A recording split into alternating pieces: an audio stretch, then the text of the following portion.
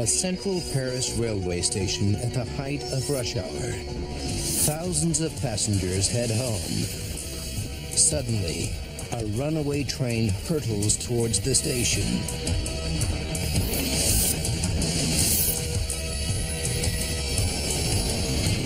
"307 tons of crashing metal slams into a packed commuter train. 56 people die in Paris's worst train crash. Now, using advanced computer simulations, we reveal exactly what led to disaster at the Gare de Lyon.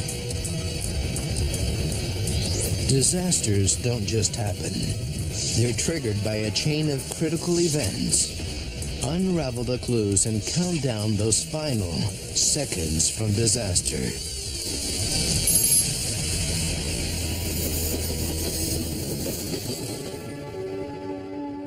Europe.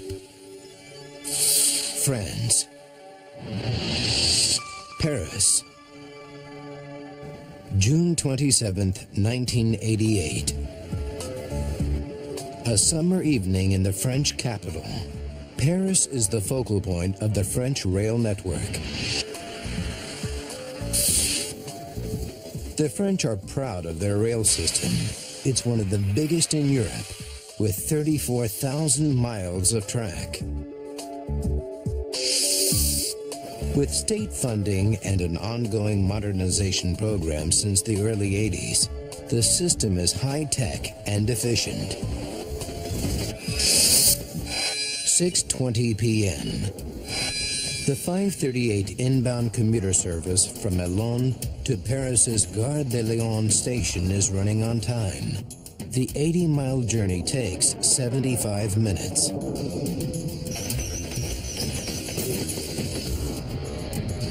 It's an 8-carriage train, and in the driver's seat is 42-year-old Daniel Solène. He's worked for SNCF, the French National Railway, since he was 15.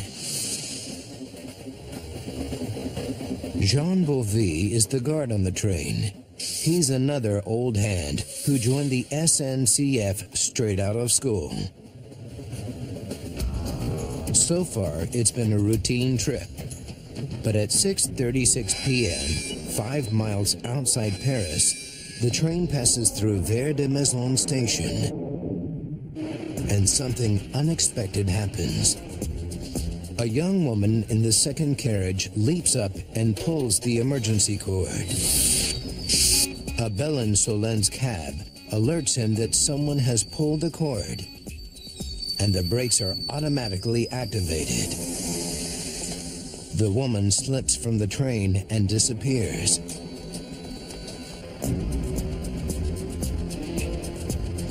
Before the train can get moving again, Solène needs to reset the alarm and rearm the brakes. It's an all-too-familiar procedure. It should only take a few minutes, but Solène still radios the control room to alert them of the holdup. 6:40 p.m.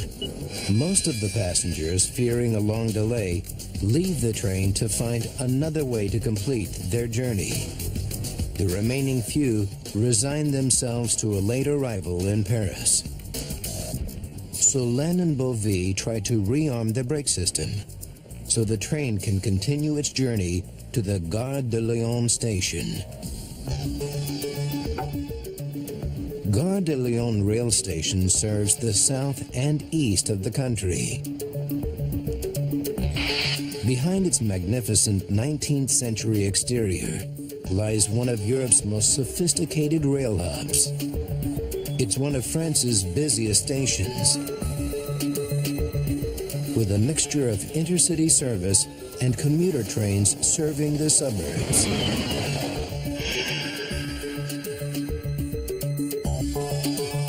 The nerve center coordinating all train movements is the station's control room. Duty manager tonight is André Tollens. He's in charge of safety and ensuring that the 360 trains going in and out of the station run smoothly. Always at the back of his mind is the threat of terrorism. For the past 7 years, Arab militant groups have been targeting Paris. They're protesting French troops in war-torn Lebanon and demanding the release of Arab prisoners. Many of the attacks have been on trains in and out of the city. 6:45 p.m. Hurrying towards Gare de Lyon station to catch a train home is commercial assistant Colette Pacalet. She was late leaving the office and worries she'll miss the train. Colette is a recently divorced single mother, and she's anxious to get back to her son, 13-year-old Nicholas. When I'm working, I automatically hurry back to take care of my son. I fix him something to eat and help him with his homework.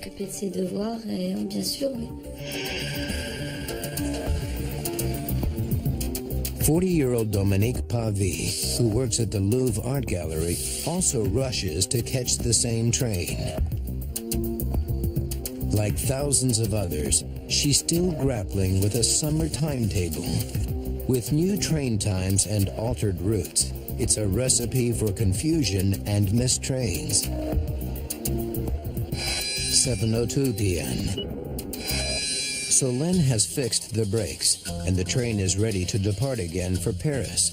But it's taken him much longer than expected. The train is now 26 minutes behind schedule. Controller Tolance instructs Solène to skip the next scheduled stop, Maison Alfort, and travel non-stop to Gare de Lyon to make up time. But Solène's late train isn't Tolance's only headache. 7:04. Now there's a problem on one of the commuter trains due to leave Gare de Lyon. It's the train that Colette and Dominique are rushing to catch.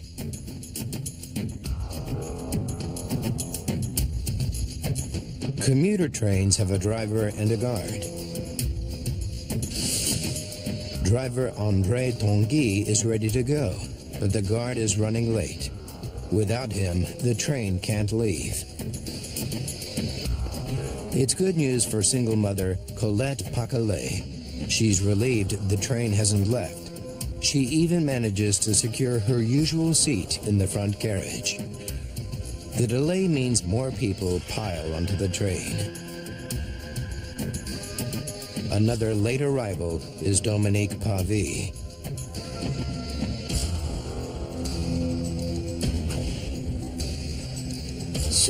The train was packed. It was hot because it was summer, and being underground, it was hot and sticky.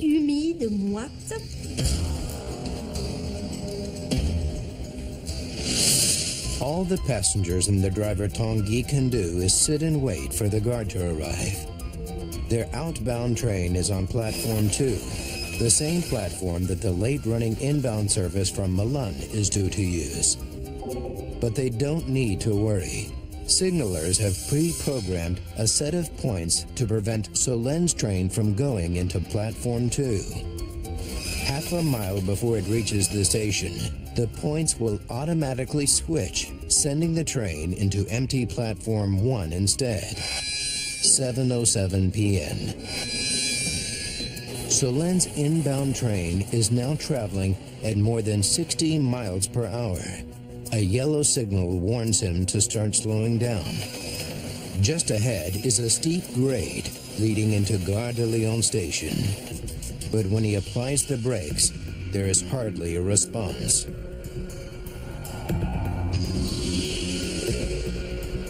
To his horror, Solène realizes that his brakes aren't working. He can't slow his train down. The 300-ton train is hurtling out of control, and it's less than a mile and a half to the packed rush hour station. A runaway train with defective brakes races towards Paris's Gare de Lyon. It's rush hour, and the station is packed with commuters. including those waiting on a delayed outbound train.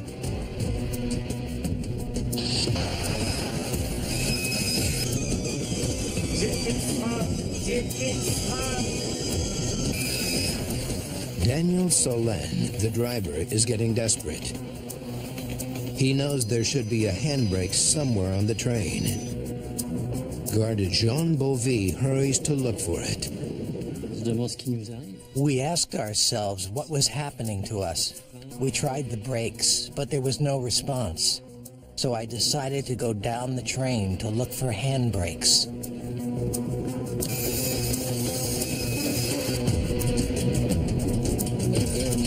Solène keeps trying the brakes. It slows the train, but not enough.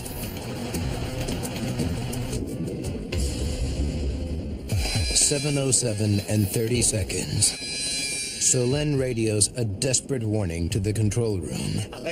Stop everything, I've got no brakes. Stop everything, I've got no brakes. Panicking, Solène hits the train's radio alarm signal.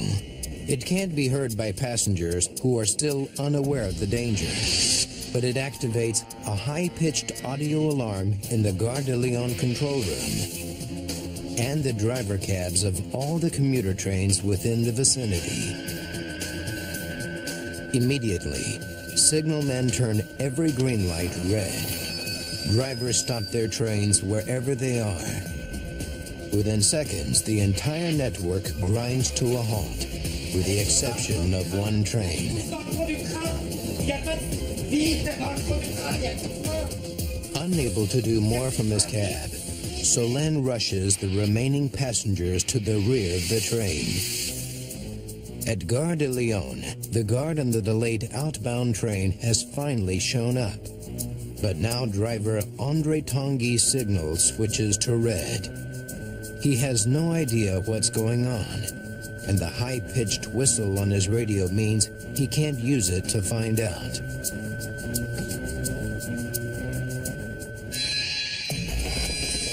"7:08 p.m. The runaway train hits the beginning of the steep 4-degree grade that leads into the station. It picks up speed on the sharp descent.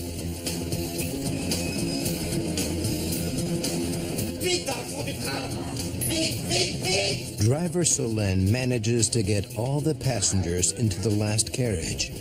They brace themselves for the inevitable impact. There was panic, a lot of panic. Train guard Bovy is still desperately searching for a handbrake. I asked myself, what was going to happen to me? Was this going to be my last moment?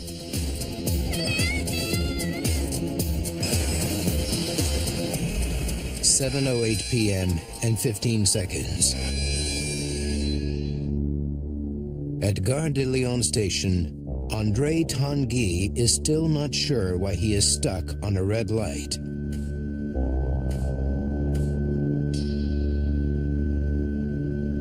In the second carriage, passenger Dominique Pavie has had enough with the wait. It was difficult to get off the train because there were so many people.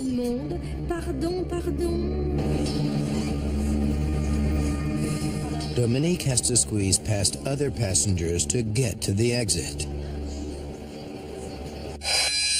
7:08 and 30 seconds. Signal operators see the runaway train rushing past them. Instead of being routed to empty Platform 1 as planned, it's heading straight for Tanguy's packed commuter train. The signalmen immediately issue a warning over the station's public address system to evacuate the train. Attention, attention. André Tanguy hears it. He shouts over the train's intercom to evacuate.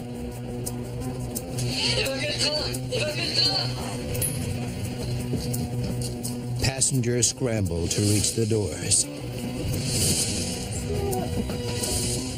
7:08 and 45 seconds. Tanguy sees the runaway train heading straight for him but he knows his train must still be packed with people trying to get off. Instead of jumping, he bravely stays on the intercom, repeating his warning to passengers.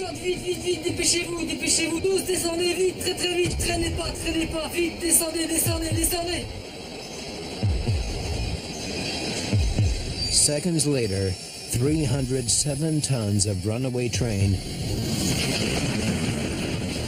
smash into the commuter train on platform 2.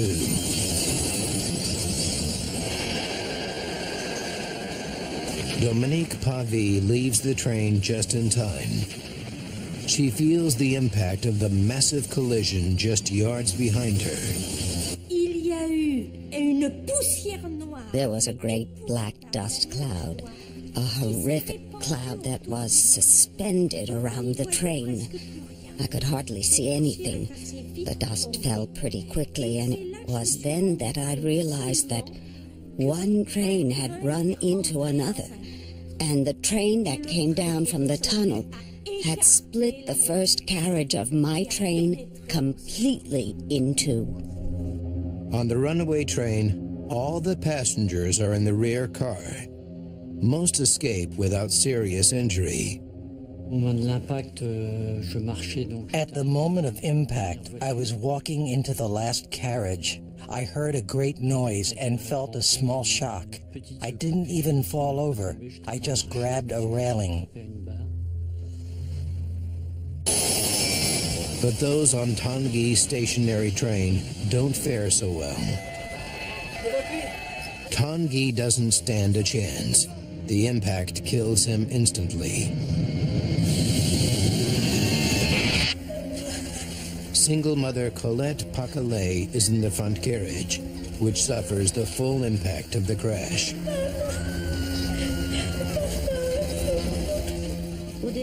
At first, I thought it could be a bomb. I don't remember how long it lasted. 10 seconds, 20 seconds. I have no idea. I had just enough time to think, oh, I'm going to die. Papa, help me. Just seconds ago, Colette was looking forward to spending the evening with her young son. Now she lies trapped in the wreckage with dozens of other severely injured passengers.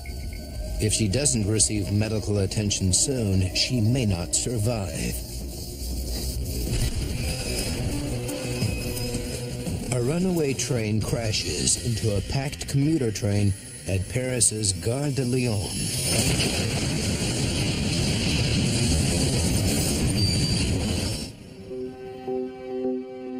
A photojournalist captures the full horror of the collision just seconds later. A scene of total devastation confronts Jean Bovy, the guard on the runaway train.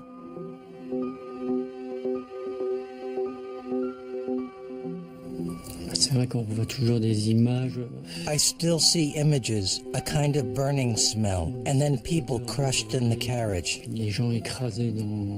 I can still see all that, and just after the impact, the start of the groans. I just wanted to run away.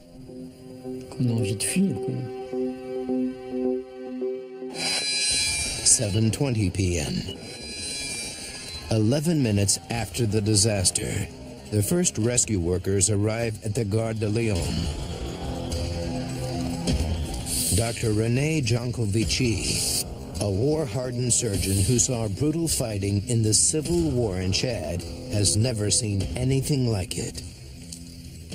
It was like a can of sardines that had been opened. It was totally horrific. There were bodies falling out of windows, which were all cut up. You could see decapitated people, amputated people. It wasn't like surgery in wartime. It was much worse. The scale of the disaster quickly becomes apparent. Rescue workers estimate that over 100 people are trapped in the crushed and twisted train. Colette Pacalet is one of them. The young mother is pinned between two seats in the first carriage. I don't realize that I'm crushed under the metal or that a train has crashed into us. All I am thinking is that I want to get off the train. 7:30 p.m. Many of the passengers have suffered serious injuries in the collision. Medics must act fast. But there's a problem. The crumpled metal of the train prevents rescuers from reaching many of the survivors. Medics can only stand by while the emergency workers use cutting equipment and steam hammers to get through the tangled mass of metal. We could hear the sound of compressors, the exploding of windows caving in under the pressure. We could also hear wailing and people calling for help.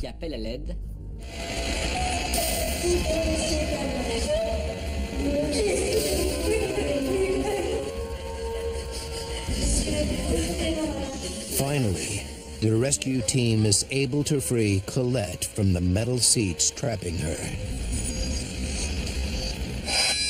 11 p.m. Colette is one of the lucky ones. Dozens of others are still trapped under tons of wreckage.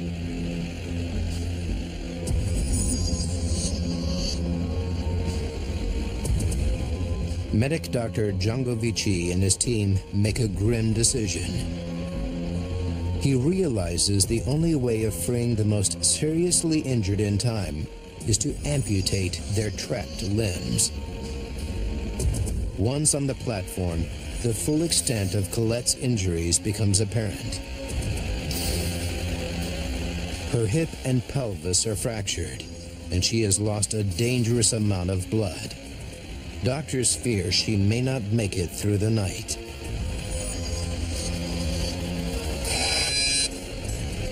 The mayor of Paris, Jacques Chirac, and the Minister of Transport visit the scene of the crash. The rail operator, SNCF, is a state-owned company. They want answers, and quickly. 12 noon. Now the weary emergency teams are only recovering bodies. The mangled trains are finally torn apart, and the Runaway is pulled away for analysis by the accident investigation teams. 56 people are dead, and 57 are injured. In the hospital, Colette's heart stops beating, but doctors manage to resuscitate her. It's 3 months before she's well enough to go home to her son. Parisians grieve for the people killed in the Gare de Lyon train crash. It's the worst rail disaster in the French capital's history. But there is anger, too. France is one of Europe's most sophisticated rail networks. Many safety procedures are in place to prevent an accident like this. How did such a major disaster strike here? The Runaway train was a Z5300. There are up to 140 trains of the same design in use on rail routes into Paris. Since the brakes on Solen's train appear to have failed, could other trains of this type also harbor a dangerous hidden flaw? The next day, the French government appoints a 6-man team to conduct a state investigation. Now, by rewinding the events of that fateful day, and by going deep into the investigation, we can reveal what really happened at the Gare de Lyon. Why did the train's brakes fail? Why did no one reroute the train to safety? And why did many passengers on Platform 2 find out too late that a runaway train was heading straight for them? Advanced computer simulation will take us where no camera can, into the heart of the disaster zone. Investigators move the wrecked runaway train to a sidetrack. 3 days later, They begin an inch-by-inch examination of the shattered hulk to find out what went wrong with its braking system. Jean-Pierre Pascal is the investigation team's chief technical advisor. He is head of the National Research Laboratory of Transport and an expert on rail braking systems. Pascal is shocked by the scale of the disaster. This accident at Gare de Lyon is important because of the number of victims and the scale of the catastrophe. It was exceptional. It wasn't something that I could have even contemplated. I had never seen anything like it. Pascal knows that over the past 7 years, terrorists have been bombing French trains. Have they now found a devastating new way to cause carnage on the French rail network? If so, thousands of innocent travelers could be at risk of attack.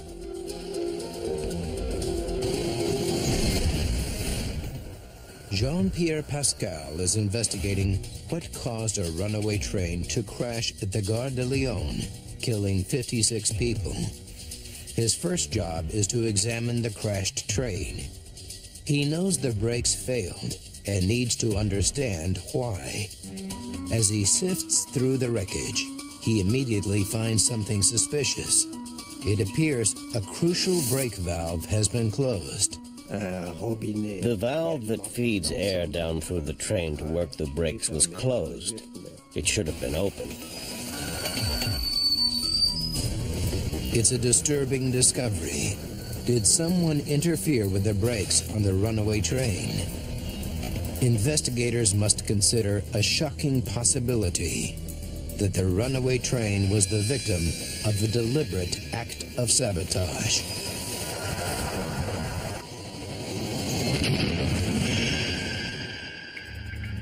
The brakes are powered by compressed air generated in the engine carriage. The air is forced down a pipe, which runs the entire length of the 8-carriage train. Each carriage has an individual brake unit that gets air from this pipe.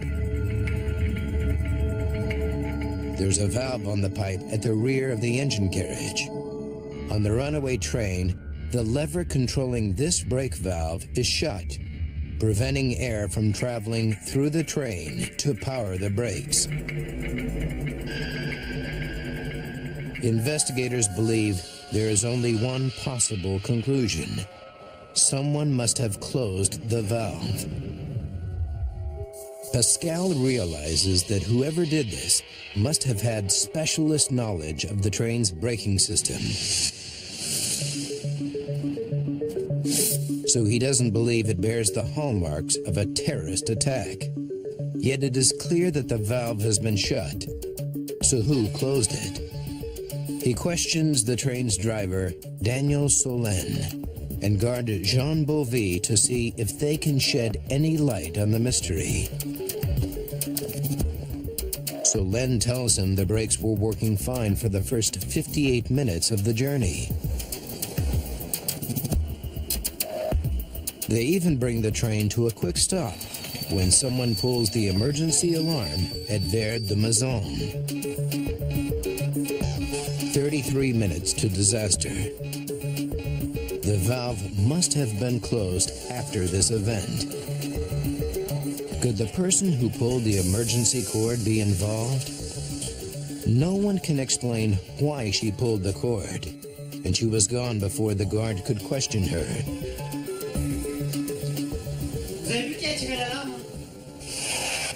The media puts out an appeal to find out who pulled the emergency cord. The day after the crash, Odile Miroir, a 21-year-old single mother, comes forward. Miroir explains that she normally takes this train to Vert de Maison to pick up her children from school. She doesn't know that the new summer timetable means the train no longer stops there. Panicking about not being at school in time, she pulls the emergency cord. It automatically activates the brakes throughout the train. Investigator Jean-Pierre Pascal concludes that her actions are irresponsible, but not suspicious. Now Pascal probes the guard Bovy about what happened after the train was abruptly halted at Vert des Maisons. Guard Bovy tells him that he goes to reset the emergency cord handle, but the handle is stuck. He can't shift it. The reset handle for the emergency brakes is between the first and second carriage. The handle is also very close to the crucial brake valve lever that Pascal discovered had been closed. But neither man recalls anything strange about the lever. The train driver Solène now tries it, but it's stuck. I didn't see exactly what he was doing. We were in a very small space. There are maybe 20 inches between the carriages. After several minutes of sweating, Solène finally shifts the handle, returning the brakes to normal. But when he returns to his cab, the brakes are still locked.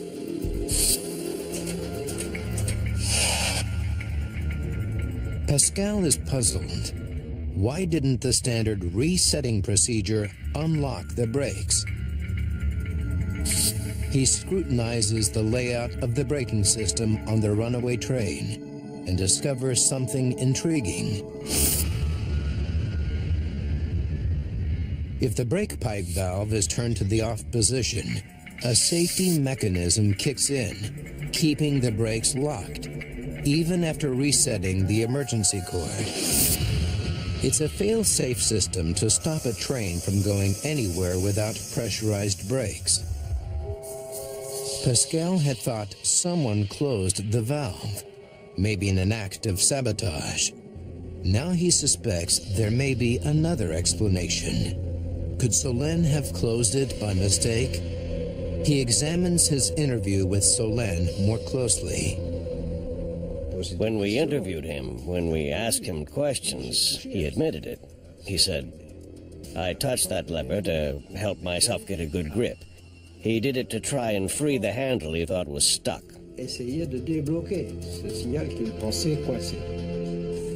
It confirms Pascal's hunch. While trying to reset the emergency cord handle, Solène uses the main brake pipe lever to get more leverage. As he struggles with the emergency cord handle, he inadvertently moves the brake pipe lever without knowing it, closing it. Solène thinks he has simply reset the emergency cord handle.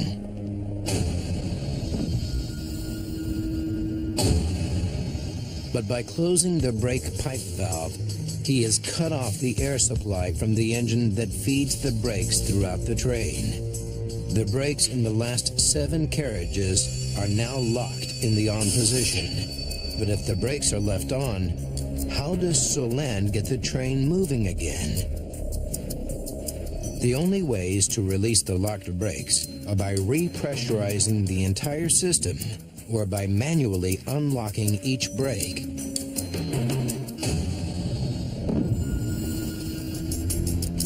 Standard procedure dictates that Solène should call the engineers, who would have detected his terrible mistake.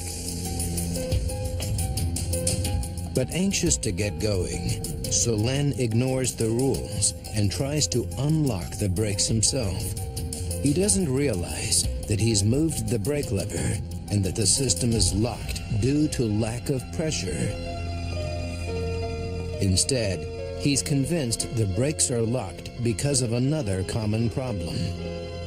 Solène believes there's an airlock in the brake system, which can sometimes happen when the emergency cord is pulled, causing too much pressure around the individual brakes. He thinks that if he can bleed some of it out, the airlock will dissipate and the brakes will unlock.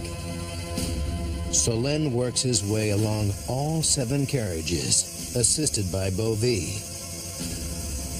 Mr. Solon purged the brakes until I said it was fine.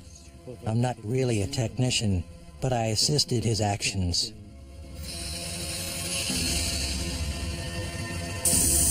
It works. The brakes are freed. But Solène's actions are catastrophically misjudged. He has not cleared an airlock and reset the brakes to normal. Instead, he has bled away what little air was still left in the system.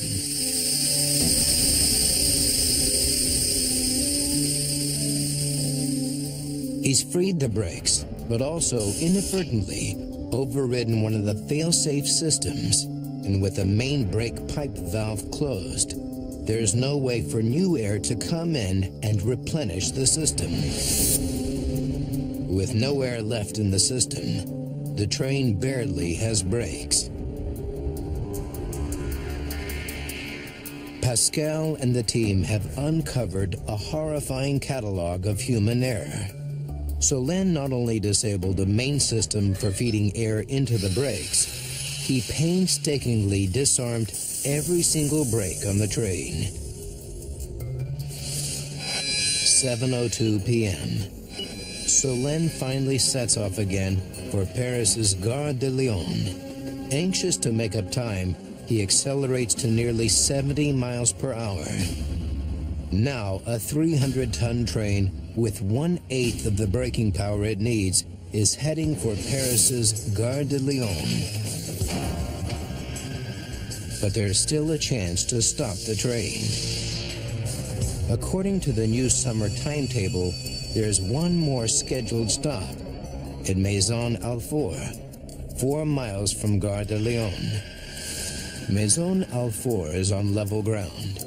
Had Solène tried his brakes here, he would have had plenty of time to come to a natural stop, 2.5 miles before Paris. Pascal needs to find out why Solène didn't discover his brakes weren't working at Maison Alfort. He questions André Tolens, the duty controller at Gare de Lyon that night. The train is now running 26 minutes late and may throw other trains in the busy timetable off schedule. To make up lost time, Tolens orders Solène not to stop at Maison Alfort and continue direct to Gare de Lyon. 6 minutes to disaster. Solène drives straight through the station. The last chance to use his brakes before the hill down into Gare de Lyon is lost. Yet Pascal knows there are still 2 safety procedures in place to avert catastrophe. There's a backup electric-powered brake in the train.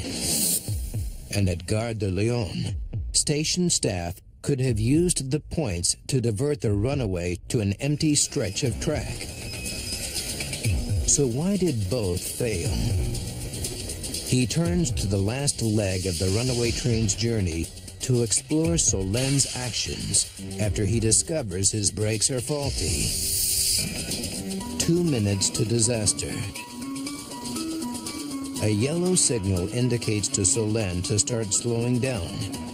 His train is just over a mile from Gare de Lyon.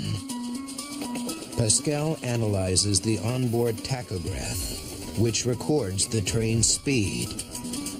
Even with just one working brake, Solène manages to slow the train from 60 to just 28 miles per hour. But then he hits the 4-degree grade heading down to the station and picks up speed again. Even now, Solène still has one last chance to slow down the Runaway train.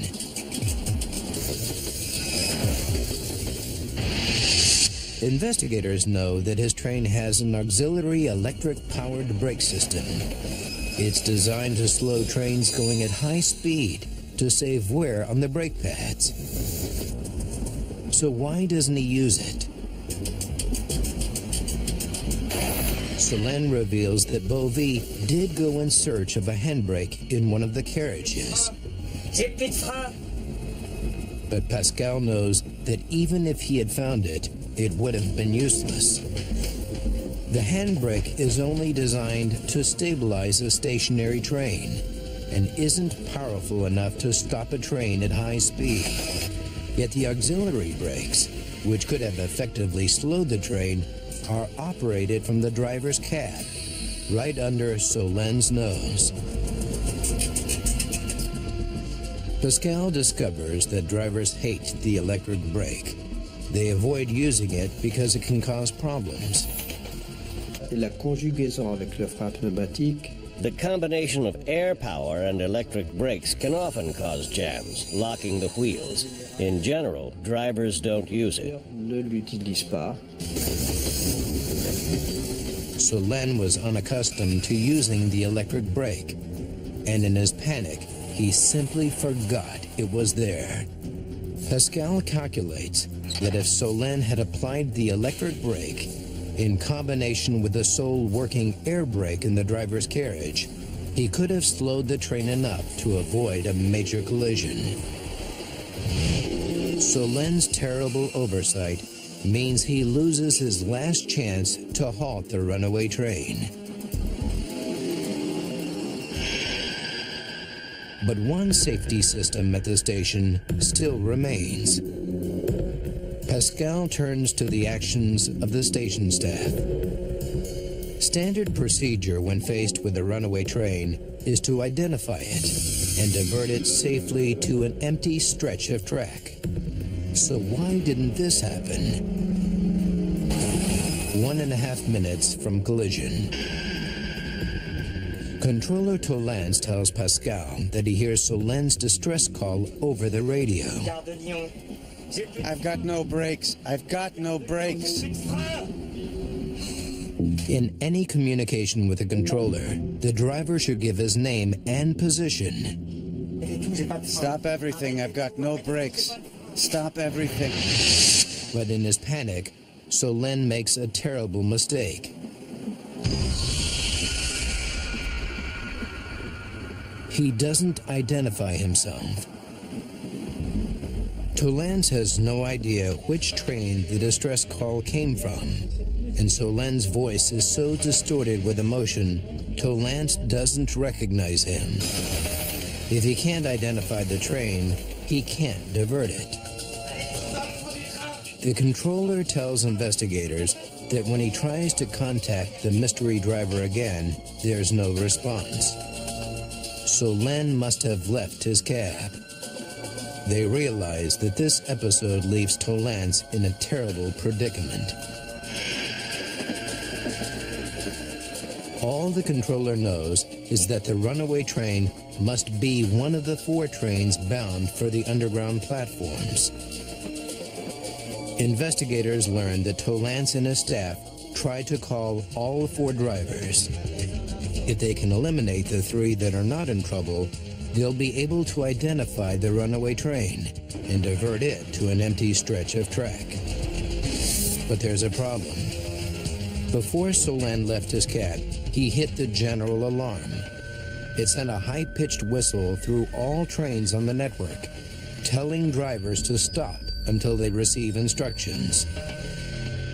Drivers start to call Tolance to find out what's going on.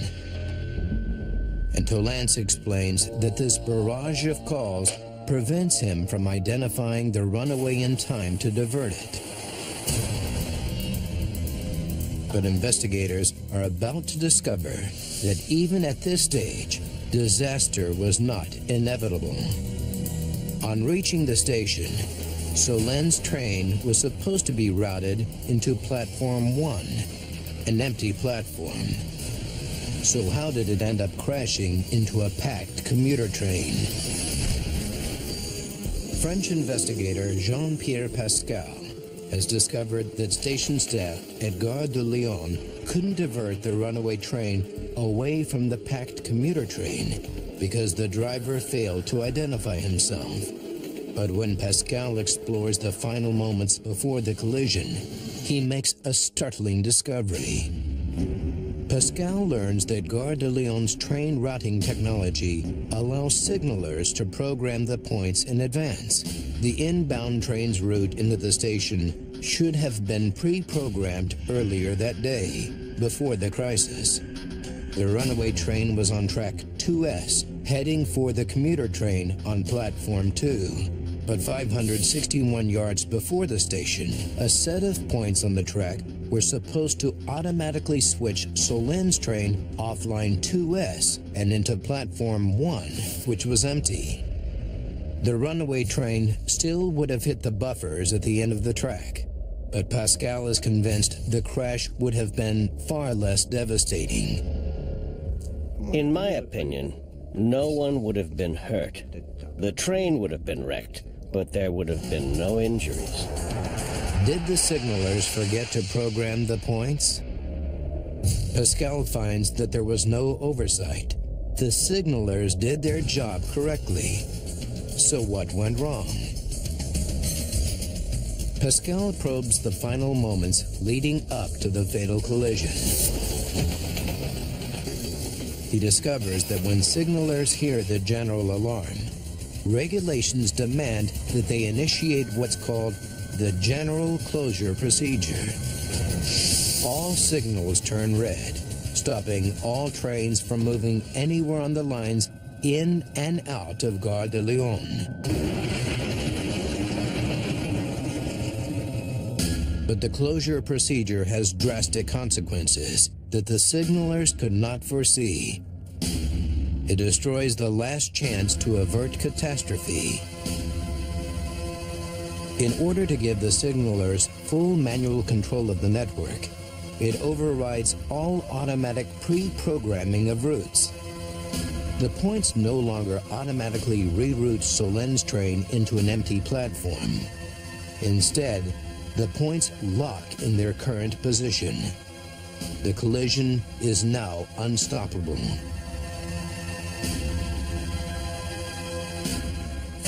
It's the final piece of the puzzle. Investigators can now understand the convergence of events that caused the Gare de Lyon train crash. How a runaway train was left speeding toward Paris, while the safety mechanisms failed, and how a final twist of fate left hundreds of homeward-bound rail passengers seconds from disaster. 33 minutes to disaster. On the Milan to Paris train, a young woman pulls the emergency cord, slamming on the brakes. The emergency cord must be reset to return the brakes to normal before the train can depart. While doing so, driver Solen inadvertently closes the air supply to the brakes, rendering them useless and locked on. 20 minutes to disaster. Solen mistakenly diagnoses an airlock and bleeds air from the brakes to clear it. 7 minutes to go. The inbound train resumes its fateful journey to Gare de Lyon station. But what no one knows is that now it only has a small fraction of its normal braking power. 2 minutes to impact. Solen tries the brakes, but gets almost no response. He radios the station, but forgets to identify himself or the train. 90 seconds to disaster. Solen hits the emergency alarm, which prompts signalers to override the automatic routing system that would take the runaway train to an empty platform, and sets the runaway train on a collision course with a packed commuter train on platform 2.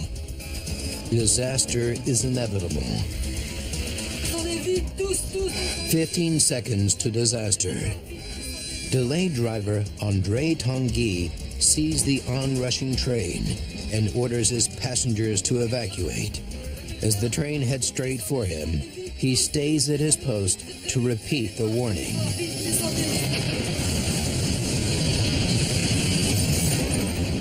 The collision claims 56 lives. Investigators conclude that had it not been for Tanguy's brave self-sacrifice, many more would have died. The self-effacing André Tanguy emerges as the hero of the Gare de Lyon tragedy.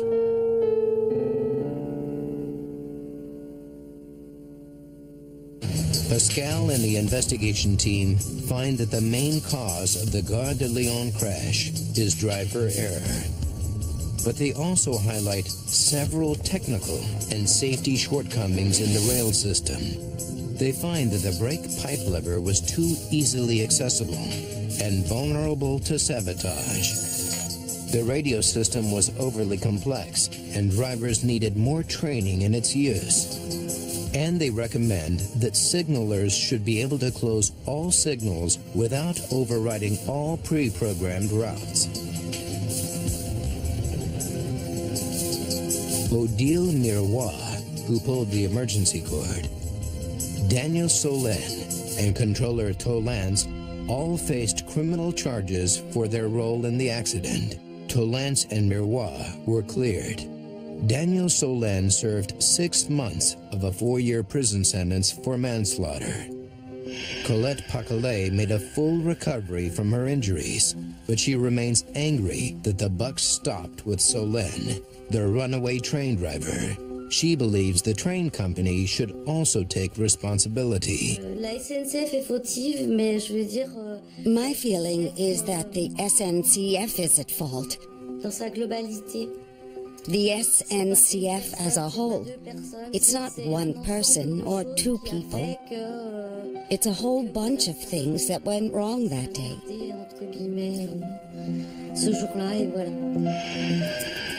In the wake of the tragedy, SNCF introduces a slew of new safety measures. It overhauls its driver training program and phases out brake pipe levers. Radio communication on the network is also upgraded. Hard lessons were learned from the tragic events at the Gare de Lyon, and modernization came at a high price. But in the wake of the disaster, France now has one of the safest and most technologically advanced rail networks in Europe.